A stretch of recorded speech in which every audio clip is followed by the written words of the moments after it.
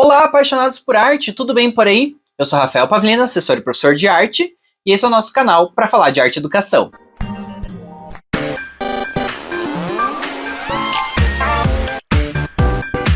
Já começamos na semana passada a analisar provas de concurso público e vamos continuar nessa semana. Hoje a gente vai analisar outras bancas, vai continuar a banca da semana passada e vai analisar algumas outras. E você já sabe, se tem dicas, sugestões para melhorar o canal, você pode me mandar lá pelo Instagram.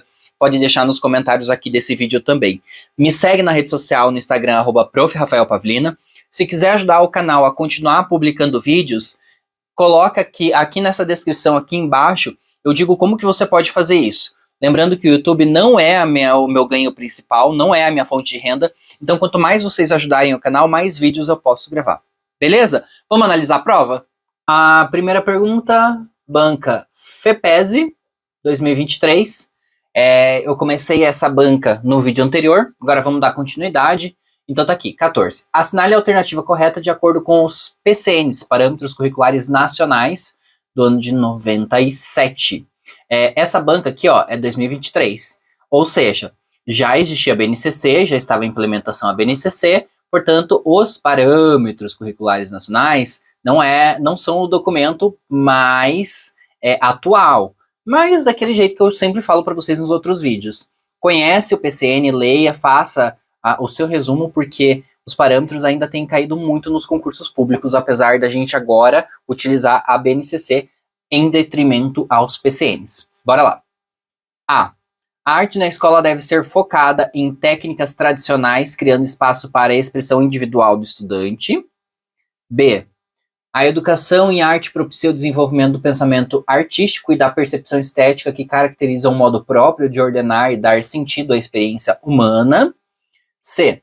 A integração interdisciplinar da arte com as outras disciplinas não tem benefícios educacionais significativos, pois a arte deve ser ensinada isoladamente. Letra D. A diversidade cultural e étnica não desempenha um papel significativo na educação artística, uma vez que as práticas de arte devem ser universais e aplicáveis de maneira uniforme a todos os estudantes. Letra E. A arte na escola tem como propósito promover a competição entre os estudantes, premiando aqueles que demonstram habilidades artísticas superiores. E aí, marca para mim A, B, C ou D. Qual é a alternativa? Vai marcando aí no teu caderninho, aí no final você escreve nos comentários quantas você acertou. Já aproveita e já deixa o like aí, né? Um monte de gente assistindo e pouca gente deixando o like. É importante. Aqui, gente, por mais que você nunca tenha lido o PCN na tua vida, por mais que você não saiba do que se trata o PCN, tá fácil, né? Porque as alternativas, elas são bem problemáticas, as que não são as corretas, né? Então tá aqui, ó. Analise a alternativa correta, sempre olhar isso aqui, né? Ele tá falando correta, não incorreta. A arte na escola deve ser focada em técnicas tradicionais. Putz, aqui, ó, já matou essa possibilidade. Não, desde o PCN, a BNCC, a gente vai usar técnica tradicional? Vai também, mas a gente não vai ser focado em técnica tradicional, bem pelo contrário. A gente vai falar de técnicas diversificadas, das técnicas artísticas e das técnicas como metodologia do ensino, então tá errada. A educação em arte propicia o desenvolvimento do pensamento artístico? Sim, da percepção estética? Também. Que caracteriza um modo próprio de ordenar e dar sentido à experiência humana. Tudo certo nessa aqui. A integração interdisciplinar de arte com as outras disciplinas não tem benefícios educacionais. Gente, se a interdisciplinaridade não tem benefícios, não existe, né? Então, essa aqui tá errada. Não é essa aqui, não é a A nem a C. Vamos para D. A diversidade cultural e étnica não desempenha um papel significativo. Gente, diversidade cultural e étnica não desempenha? Não tem nem por que ler o resto dela. Não existe, né? A própria alternativa já se contradiz. A arte na escola tem como propósito promover a competição entre os estudantes? Nunca, não. Eu sempre falei isso no podcast, que quando a gente vai avaliar os alunos, a gente tem que sempre tomar esse cuidado, que a gente não está avaliando um aluno em comparação ao outro aluno. A gente está comparando o aluno com ele mesmo. Então, se o aluno desenhava e agora está desenhando melhor, eu estou comparando ele com ele mesmo. Agora, se eu for comparar o Joãozinho que desenha bem com o Rafaelzinho que desenha mal, eu estou comparando um com o outro. E a gente não compara o aluno com o colega, a gente deve comparar ele com ele mesmo, qual é o máximo que aquele aluno consegue chegar. Então, e aí eu coloquei lá no podcast para a gente ter o cuidado na hora de fazer aquela competição, aquelas premiações do melhor desenho, do melhor aluno e tal. Então tomem cuidado com isso, tá? Inclusive, se você nunca escutou meu podcast, chama-se Pra Falar de Arte e Educação. Mesmo nome aqui do YouTube. Tem no YouTube o podcast, mas tem no Spotify também, tá? Então aqui a alternativa correta é a letra B. A educação em arte propicia o desenvolvimento do pensamento crítico, percepção estética, que caracterizam em modo próprio de ordenar e dar sentido à experiência humana. Próxima. Assinale a alternativa que indica corretamente a artista reconhecida ou reconhecido por suas contribuições significativas para as culturas afro-brasileiras no campo das artes visuais. João Peixoto, renomado pintor que retratou a vida cotidiana das comunidades afro-brasileiras, especialmente durante o período colonial. Luiz Mendes, escultor aclamado por suas obras monumentais que exploram mitos e tradições da diáspora africana na América Latina. Letra C. Ana Oliveira, artista plástica, coreógrafa e dançarina cujas performances inovadoras incorporam elementos das danças tradicionais afro-brasileiras. Letra D. Rodrigo Santos, cineasta e videoartista que se destacou na produção do documentário sobre a preservação das línguas africanas da comunidade afrodescendente. Ou letra E. Rosana Paulino, artista que discute o papel da representatividade da população negra, especialmente da mulher afrodescendente na sociedade brasileira. E aí, qual é a alternativa?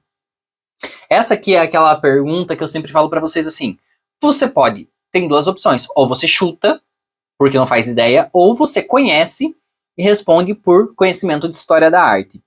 Eu vou ser bem sincerão com vocês. Eu não sei quem é João Peixoto e eu não sei quem é Rodrigo Santos.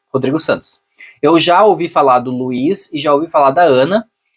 Ambos são artistas, mas as obras deles não têm essa referência aqui que está descrita, né? A diáspora africana e nem os elementos que incorporam as danças afro-brasileiras. A letra que é a certa é a letra E. Como que eu sei disso? Porque eu conheço o trabalho da Rosana Paulino. É um trabalho bem forte, é um trabalho que já várias vezes ganhou premiações, inclusive os trabalhos dela sempre estão em Bienal, em obras, em exposição em grandes museus, já veio para Curitiba. Aqui eu coloquei a imagem dela e 3 obras dela, né? Ela com uma obra aqui, a outra obra do lado e a obra abaixo. A gente tem ali a serigrafia das mulheres pretas e ela faz essa costura, né? Falando sobre o silenciamento da mulher preta, da mulher afrodescendente. Essa obra dela que tá aqui essa obra aqui, né? Eu vi essa obra, eu não me lembro exatamente onde. Eu não sei se foi na própria Bienal, ou se eu vi depois, ou se eu vi no museu próximo da Bienal, eu não me lembro. Foi quando eu fui para São Paulo, eu vi essa obra aqui. E eram 4 painéis sobre a natureza, sobre a mulher, sobre a representatividade da mulher no trabalho. Então a Rosana Paulino, ela tem um trabalho muito forte nisso. É uma artista que desponta quando a gente fala nessas questões afro-brasileiras, raciais. Então é uma artista que todo professor de arte precisa conhecer. Lembrando que eu estou falando de concurso, você precisa conhecer para o concurso, mas essa é uma artista que tem que ser trabalhada com os alunos lá em sala de aula. Beleza? Próxima pergunta. 16. Para desenvolver um bom trabalho de arte, o professor precisa descobrir quais são os interesses, vivências, linguagens e modos de conhecimento de arte e práticas da vida dos seus alunos. Conhecer os estudantes na sua relação com a própria região, com o Brasil e com o mundo é um ponto de partida imprescindível para o trabalho da educação escolar em arte que realmente mobilize uma assimilação e uma apreensão das informações na área artística. Olha quem está aqui, Maria Ferraz e a Maria Fusari. Lembram? Sempre que eu falo sobre o ensino da arte, essas 2 autoras aparecem. Tem que conhecer. Tem um livro delas chamado Arte na Educação Escolar, todo mundo tem que ler. Com base nessa citação, assinale a alternativa que descreve corretamente a importância do papel do professor para que os estudantes aprendam a desenvolver o fazer artístico. Então, Maria Ferraz e Maria Fusari, 2 arte educadoras, escrevem o livro Arte e Educação Escolar. Qual é o papel do professor a partir dessas 2 autoras? Lembrando que é a partir delas, não é a partir do que você acha, do que o mundo acha, é a partir delas. A. Ensinar não é transferir conhecimento, mas criar possibilidades para sua própria produção ou sua construção. D. A proposta triangular da Ana May Barbosa provoca o professor a ser um mediador e um facilitador nas aprendizagens, através da criação, apreciação e releitura. C. De acordo com os parâmetros curriculares nacionais, o papel do professor é responsável pela construção do currículo, respeitando os conteúdos mínimos para que o país e o currículo mínimo para o país e o currículo comum às comunidades. Letra D. O papel do professor de artes é prioritariamente transmitir habilidades técnicas sobre técnicas artísticas, encorajando os estudantes a construir uma carreira profissional no sistema das artes. E letra E. O professor de arte deve ignorar o contexto histórico e social das obras de arte, bem como suas implicações culturais, pois isso pode limitar a leitura de imagens a partir do sentimento do estudante. Gente, e aí? Tá fácil, né? Tá ridículo de fácil. Não tem muito o que ficar pensando aqui. Vamos de baixo para cima. O professor de artes deve ignorar... Artes, né? É arte. O professor de arte deve ignorar o contexto histórico e social das obras. Se um professor de arte trabalha ignorando o contexto histórico e social, interna esse professor, né? Não, o que a gente mais deve fazer em sala de aula é trabalhar o contexto histórico e social. É o contrário do que está aqui. Desculpa, bati no microfone. O papel do professor de arte é prioritariamente transmitir habilidade técnica sobre técnicas artísticas. Prioritariamente transmitir habilidade. Gente, não, isso aqui é tecnicismo. A gente não tem a obrigação de ficar reproduzindo técnica, ensinando a criança técnica, ela decorando técnica como prioridade. Pode ensinar técnica? Pode. Ah, o aluno quer saber como que faz o esfumato. Você pode ensinar. Ah, o aluno quer saber como que você faz o ponto de fuga. A gente pode parar a aula e ensinar o aluno a fazer ponto de fuga? Pode, faz parte do nosso escopo profissional. Mas aqui, ó, não é o papel prioritário do professor. O papel do professor é muito maior que isso. Já vamos falar sobre isso. C. De acordo com o parâmetro curricular nacional. Aqui eu já consideraria ela errada porque está falando do quê? Do PCN, não está falando da visão da Ferraz e da Fusari. De acordo com o parâmetro curricular nacional, o professor é o responsável pela construção do currículo, respeitando os conteúdos mínimos para o país e o currículo comum às comunidades. Está falando que o professor é o responsável pela construção do currículo? Olha o perigo aqui, hein? Nada disso. O professor não constrói currículo. Currículos, eles vêm da rede municipal, da rede estadual e da rede federal. A gente tem matriz curricular nacional, matriz curricular estadual, matriz curricular municipal para as cidades, estados e municípios, que não é o professor que vai fazer isso. Isso é uma pergunta que me fazem de vez em quando. E da onde que eu tiro os conteúdos para trabalhar com os meus alunos, né? Principalmente quem é recém-formado. E da onde que eu tiro os conteúdos para trabalhar com os meus alunos? Você vai tirar dos documentos oficiais, não é o professor que faz. A letra B. A proposta triangular da Ana May Barbosa, você vai falar, proposta triangular não é, porque Ferraz e Fusari não tem nada a ver. Mas elas citam a Ana May Barbosa, tá? Então, a proposta triangular da Ana May Barbosa provoca o professor a ser um mediador e um facilitador na aprendizagem. Sim, através da criação, apreciação e releitura? Opa, releitura não. Não existe releitura na abordagem triangular. Abordagem triangular, criação, apreciação e contextualização. Vamos ver. Contextualização. Contexto. Ó, tô melhorando na escrita. Contexto. E aqui, onde está escrito a apreciação, nesse período histórico lá dos documentos, a gente até em 2001, aqui, ó, até dava para usar a apreciação, mas a gente vai trocar esse conceito por leitura de imagens. Não vai usar mais o termo apreciação, não quer que a gente use apreciação. Então, só pode ser aqui. Qual é a alternativa correta? É a letra A. Muito bem.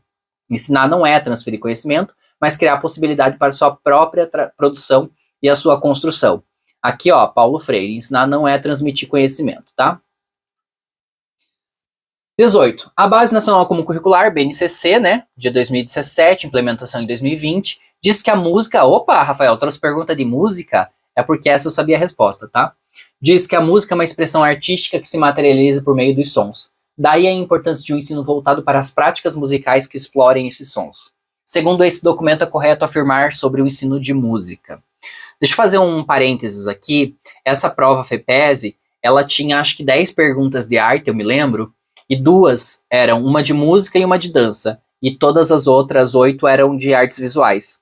Então eu trouxe uma de música, de dança, eu não trouxe que era mais complexa, mas essa prova ela estava bem voltada para o público de artes visuais. Outra pergunta que sempre me fazem, sou de artes visuais, eu sou de música, eu posso fazer a prova de arte para tentar ser professor? Se não tiver nada específico no edital, você pode sim. Então vamos ler as alternativas. A. Desenvolver saberes musicais para a percepção e a reprodução dos sons de diversas naturezas, a fim de tornar o estudante capaz de trabalhar no mercado fonográfico como artista ou técnico. B.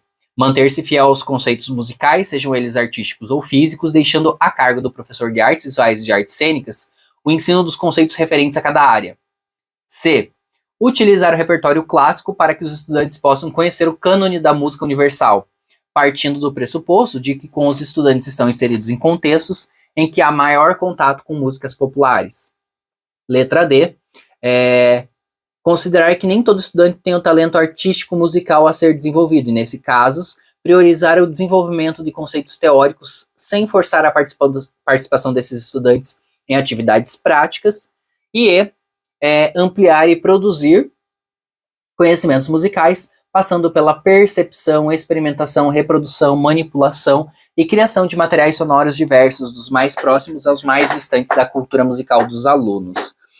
Então tá, essa aqui é uma pergunta de música, não é de artes visuais, que é a minha área, mas aqui ele está trazendo um conceito que não é propriamente dito do ensino formal da música, mas ele está trazendo um conhecimento da BNCC. Então, esse documento ele tem que estar na ponta da língua de quem vai fazer o concurso. Então, essa pergunta, por mais seja da música, que não é da área de artes visuais, você pode saber porque a resposta está na BNCC. Vamos olhar aqui as opções, então. E também daí dá para ir por eliminação, porque a resposta está meio óbvia, tá? Desenvolver saberes musicais para a percepção e a reprodução dos sons de diversas naturezas? Beleza. A fim de se tornar o estudante capaz de trabalhar no mercado fonográfico? Vocês acham que um professor de arte dando aula de música, ele vai preparar um estudante para alguma coisa? Não, né, gente? Professor de arte não forma artista, professor de música não forma músico, professor de artes cênicas não forma ator. A gente não está na escola para formar o especialista, o profissional da área. A gente está lá para trazer repertório, para a partir do repertório que a gente dá ao aluno, se quiser se especializar, se quiser se tornar um profissional na área, ele tem que buscar o conhecimento por fora. B. Manter-se fiel aos conceitos musicais. Manter-se fiel já é um problemático por si só, né? Sejam eles artísticos ou físicos, deixando a cargo do professor de artes visuais e artes cênicas o ensino dos conceitos.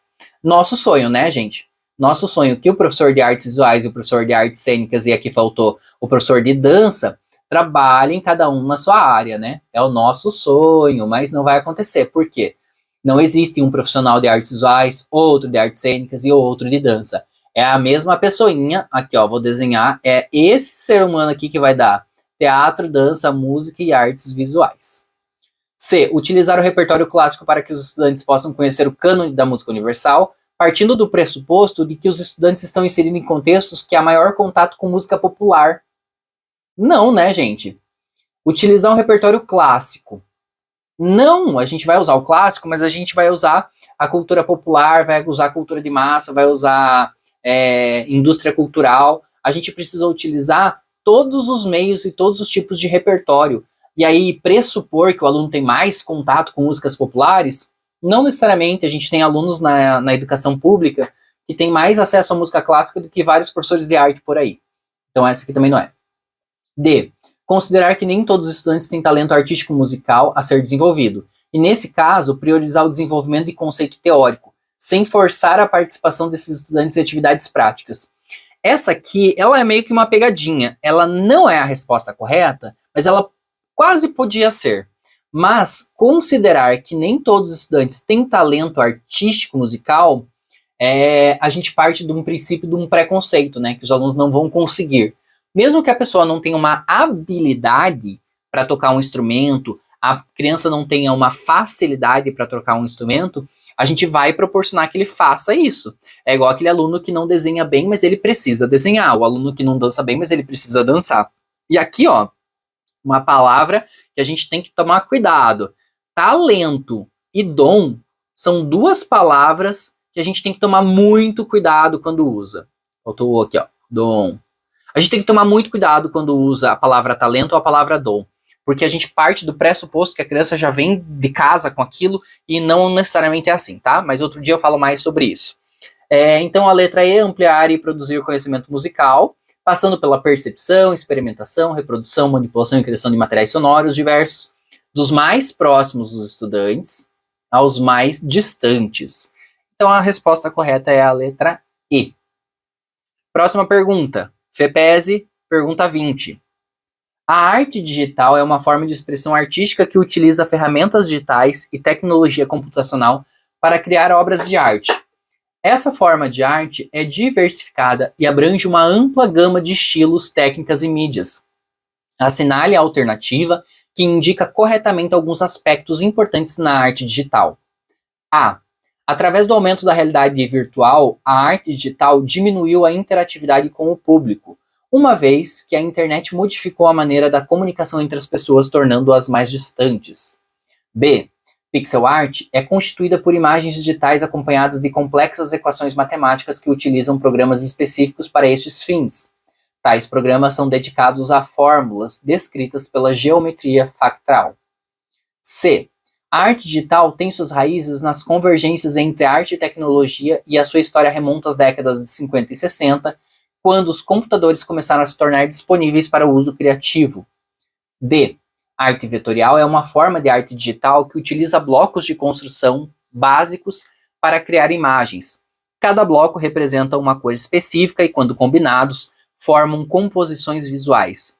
Essa estética é caracterizada por sua simplicidade, reminiscente dos gráficos de jogos de vídeos antigos e muitas vezes evoca uma sensação nostálgica. Letra E. A arte digital contemporânea está restrita ao ambiente online, pois os museus e galerias não estão preparados para receber instalações digitais, projeções interativas e arte multimídia em seus espaços físicos. E aí? Marca para mim qual que vocês acham que é, A, B, C, D ou E. Essa aqui, apesar de ela estar uma construção dando a entender que ela é complexa, ela não é complexa não, ela é bem simples. É só ir por dedução aqui, por eliminação. Então vamos começar aqui. Através do aumento da realidade virtual, a arte digital diminuiu a interatividade com o público? Não, gente, não. A gente vê que cada vez mais a arte digital está aumentando a sua interatividade, a sua relação com o público. Ela não tem nada de diminuir. Aqui ele faz uma confusão, ele tenta causar uma confusão na gente. Ela fala, o aumento da realidade virtual. Realidade virtual também é uma arte digital. Então vamos para a próxima. A letra B. Pixel art é constituída por imagens digitais acompanhadas de complexas equações matemáticas. Não, a pixel art ela não é constituída por imagem digital com complexas equações matemáticas. E isso aqui, ele causa uma confusão exatamente como essa aqui, que é a arte vetorial, que a gente vai falar sobre isso daqui a pouquinho. Então vamos para a letra C. A arte digital tem raízes na convergência entre arte e tecnologia de sua história, remonta às décadas de 50 e 60, quando os computadores começaram a se tornar disponíveis para o uso criativo. Opa, essa aqui não tem nada esquisito, vamos deixar ela para o final. A arte vetorial é uma forma de arte digital que utiliza blocos de construção básicos. Não, o que é uma arte vetorial? Ela se utiliza de outros elementos, ela se utiliza de elementos de linhas, formas, cores, texturas. Ela não usa essa ideia de blocos de construção aqui, ó. Isso aqui está mais voltado para a pixel art, tá? Então também não é essa. A arte digital contemporânea está restrita ao ambiente online, pois os museus e galerias não estão preparados. Gente, qualquer pessoa que foi para um museu ultimamente, um museu é uma galeria um pouco maior, uma cidade maior, ou de uma capital, sabe o quanto eles estão preparados e estão recebendo essas instalações digitais, né? Eu lembro que em 2010, quando eu fui ao museu, tinha uma obra que depois esse artista que fez essa obra virou meu professor, que era uma obra de um robô de braços abertos, e quando você abaixava na frente desse robô, ele te abraçava. Isso é arte digital, tem a ver com o digital, tem a ver com os autômatos, tem a ver com sensores. Então, desde 2010 isso já era bem comum, já era bem presente nos museus. Hoje em dia, inclusive você vai naquelas exposições imersivas, né, de Van Gogh, Leonardo da Vinci e tal, que é projeção para tudo quanto é lado, projeção no chão, nas paredes, no teto. Isso é arte digital também. Então a resposta que a gente quer aqui é a letra C. A arte digital tem as raízes na convergência entre arte e tecnologia. Ele vai falar sobre os anos 50 e 60, quando a internet começa a chegar no Brasil, computadores e internet chegam no Brasil e começam a se tornar mais acessíveis, né? Vamos pensar que chegou em 50 e 60, mas demorou bastante tempo para pegar, né, essa essa cultura, esse costume, e ela se tornou mais acessível lá nos anos 2000, com a chegada da internet, discada e etc. Próxima, mudamos a banca, agora nós vamos para a Consulplan, que também foi do ano passado, por isso 2023, e por isso são bem recentes. A questão 31 diz o seguinte: o quadro Nascimento de Vênus, pintado pelo pintor brasileiro Di Cavalcanti dos anos de 1940, é uma releitura da obra O Nascimento da Vênus, do Sandro Botticelli. Então tá aqui a obra do Botticelli, renascentista italiano. Aqui nós temos Di Cavalcanti, brasileiro, 1940. As duas obras apoiam-se em temáticas da antiguidade clássica, retratando a deusa Vênus, apresentando características do romantismo. Letra B. Assim como na obra de Sandro Botticelli, o autor Di Cavalcanti aborda o tema baseado na mitologia romana com as mesmas características estéticas. Letra C. A obra de Di Cavalcanti é uma referência à famosa pintura de Sandro Botticelli do Renascimento italiano. Di Cavalcanti retrata mulatas e aproxima o tema à realidade brasileira. Letra D. Sandro Botticelli retrata uma deusa cercada de seres mitológicos repleta de simbolismo. Di Cavalcanti, em sua obra, distancia-se totalmente da temática tratada por Sandro Botticelli em sua obra. E aquelas perguntas dadas, né, gente? É só olhar. É só olhar e responder. Marca aí qual que você acha que é, A, B, C ou D. Vamos aqui olhar a primeira. Então, a letra A. As duas apoiam-se em temática da antiguidade clássica? Sim, né? Inclusive é a mesma temática. Retratando a deusa Vênus, apresentando características do romantismo. Vamos supor que você não sabe o que é romantismo. Não sei se é romantismo ou não. É só você olhar se a Vênus está representada da mesma forma. Tá com o mesmo formato? Não tá, então não tem como as duas estarem apresentando a mesma. Vamos fingir que essa aqui fosse romantista. Mesmo assim, essa aqui já não seria, então essa pergunta já estaria errada. Mas como isso aqui faz parte do Renascimento, não é romântico. Assim como na obra do Botticelli, o Di Cavalcanti aborda a mitologia romana com as mesmas características estéticas, a mesma justificativa da de cima. Se elas duas estão diferentes, características diferentes, corpos diferentes, representação de fundos diferentes, aqui a representação do corpo de uma forma mais estilizada, não de uma forma mais realista. Então não tem como ser a mesma característica estética.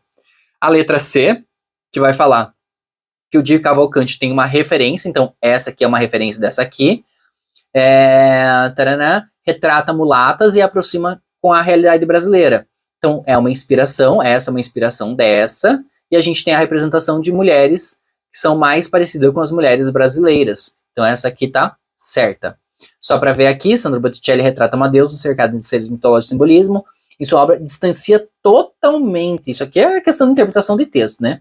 Di Cavalcanti se distancia totalmente da obra do Botticelli. Como, gente? Isso é uma releitura? Isso é a mesma coisa? Então a resposta correta é a letra C.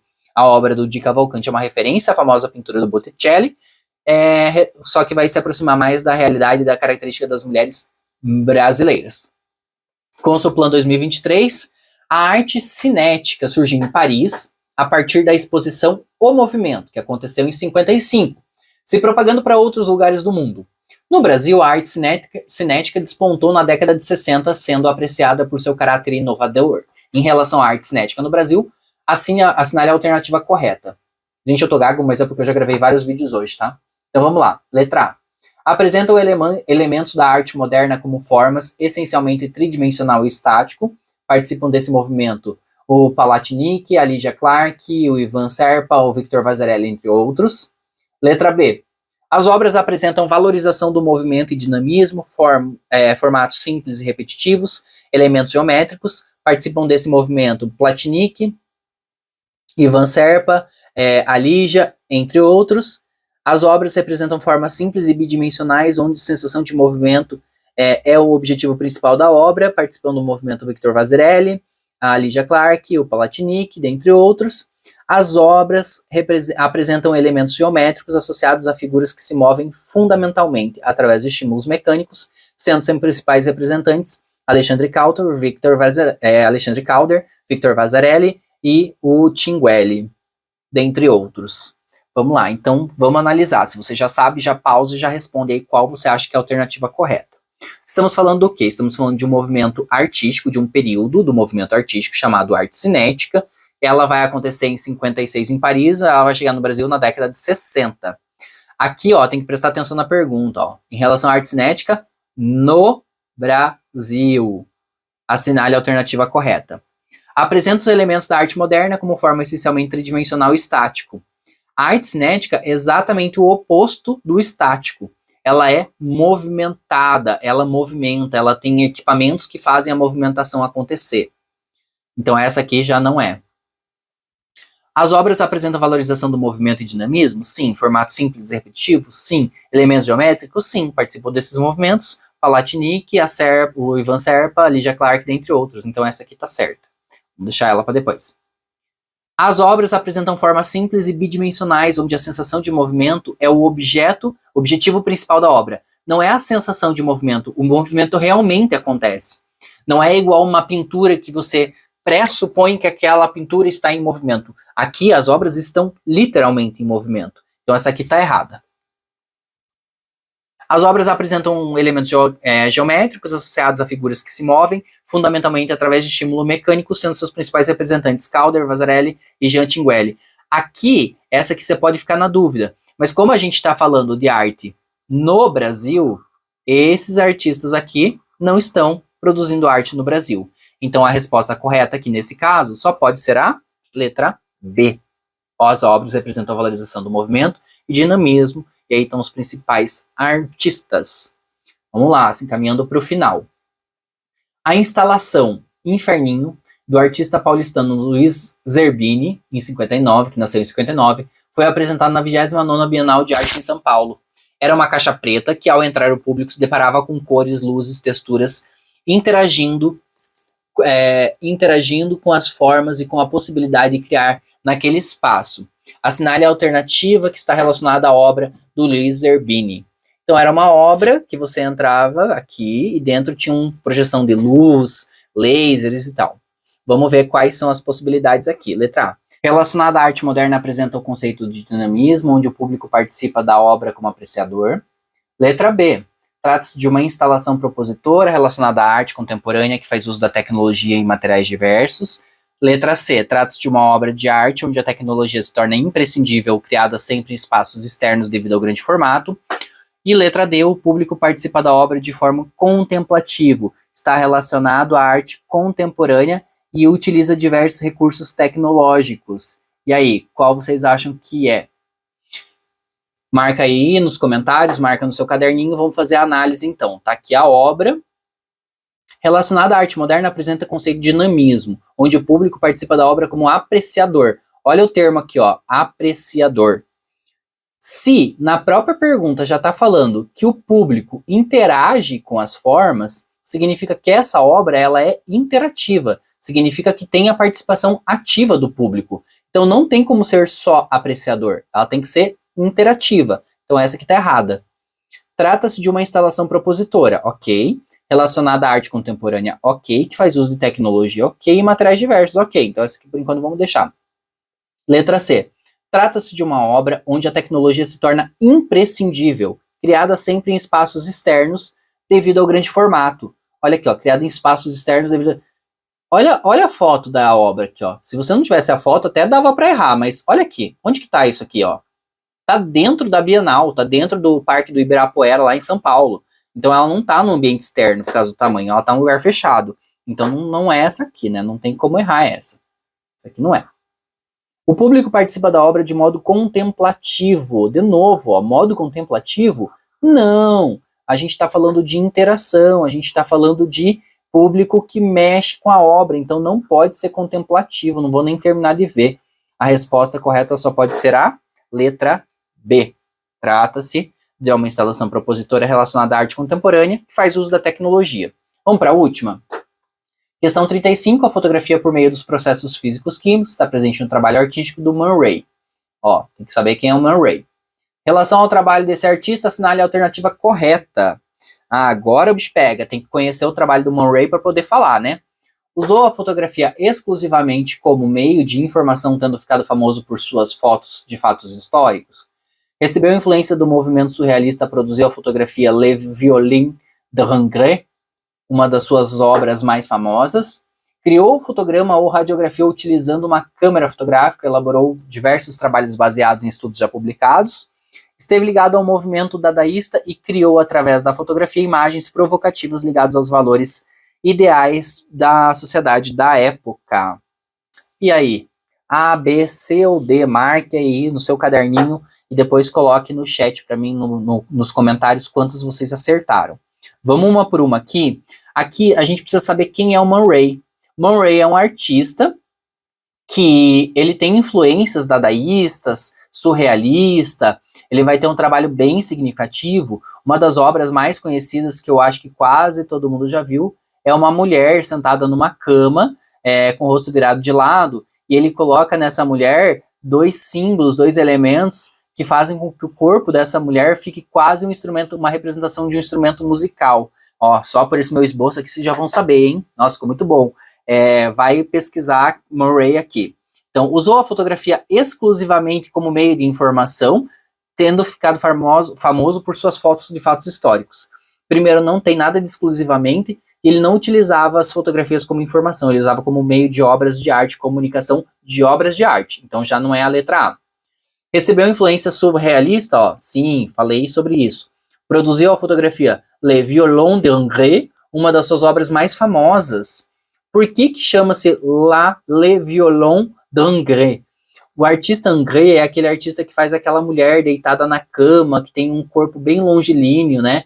E quando a gente olha para as costas da mulher, você imagina que se aquela mulher ficasse de pé, ela ia ser muito desengonçada, ela ia ser desproporcional, porque ele coloca, acho que 2 ou 3 vértebras a mais para dar a sensação de longilínea do corpo dessa mulher. Então, a obra, quando você olha essa obra aqui da mulher, do Man Ray, ela faz referência direta ao Ingres, então o violino do Ingres, desse artista. Então essa aqui está correta. Criou o fotograma ou radiografia utilizando câmera fotográfica, elaborou diversos trabalhos baseados em estudos já publicados. Não é, a gente já viu que é a letra B. Esteve ligado ao movimento dadaísta? Sim. Criou, através da fotografia, imagens provocativas, ligadas aos valores e ideais da sociedade da época. Se é uma imagem provocativa, não tem como estar ligado aos valores, ideais e sociedades da época, né? Porque tudo que é provocativo, ele é ruptivo. Então, ele é contra aquilo que está sendo feito na sociedade naquele momento. Então, para ser provocativo, ele tem que ser disruptivo e por isso tem que fugir dos padrões e dos ideais da época. Então, aqui a resposta correta é a letra D. A letra B. Recebeu influência do movimento surrealista, produziu a fotografia. Se não conhece, vai lá ver essa obra de arte aí. E aí, mais uma vez, conta pra mim o que vocês acharam da prova. Acharam fácil, difícil, perguntas diferentes, estranhas? Coloquem nos comentários. Você também pode me mandar a prova, você pode mandar a banca que você vai fazer a prova lá pelo Instagram ou pelo e-mail. Rafa, vou fazer a banca tal. Me manda, que aí eu faço o possível para analisar a sua prova aqui no canal. Beleza? Então é isso. Vejo vocês em breve. Tchau!